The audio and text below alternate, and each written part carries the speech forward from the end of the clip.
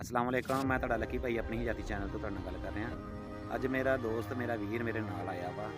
फैसलाबाद तो असीं इकट्ठे दोने जणे आए हैं ते बड़ी देर दा मेरा वीर सीगा, मैनूं कहंदा सीगा कि तेरा फार्म फूरम देखना, जमीन जमून देखनी आ।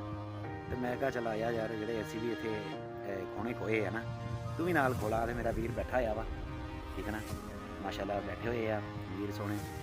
ते इस टाइम हवा बड़ी प्यारी चलन रही है, मौसम ज़बरदस्त लग रहा, हल्की हल्की हवा चल रही है। तो टाली थले बैठे हैं मज़ेदार। तो बाकी हुण तुहानूं भाई वीर अपने तारफ तुहानूं करा लैंदा ते वो भी दस दिंदा। अस्सलाम वालेकुम वरहमतुल्लाहि वबरकातुहू। सारे वीवर हज़रात नूं साडा सलाम।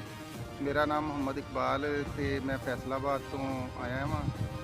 काफ़ी देर तो मैं भाई लकी दा देख रहा सी चैनल अपनी ही जाति, ते बहुत सारियां गल्लां जिहड़ियां ना वो पौदिਆਂ ਦੇ ਬਾਰੇ, ਜਾਨਵਰਾਂ ਦੇ ਬਾਰੇ, ਖਸੂਸਨ ਮੁਰਗੇ ਮੁਰਗੀਆਂ ਦੇ ਬਾਰੇ 'ਚ, ਅਸੀਲ ਦੇ ਬਾਰੇ 'ਚ ਇਹਨਾਂ ਕੋਲੋਂ ਮਿਲੀਆਂ।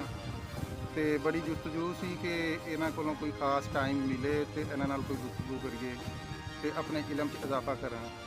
ਤੇ ਮਾਸ਼ਾਅੱਲਾ ਅੱਜ ਇਹਨਾਂ ਨਾਲ ਮੇਰਾ ਟਾਈਮ ਬਣਿਆ ਤੇ ਇਹਨਾਂ ਨੇ ਬੜੀ ਸ਼ਫਕਤ ਕੀਤੀ।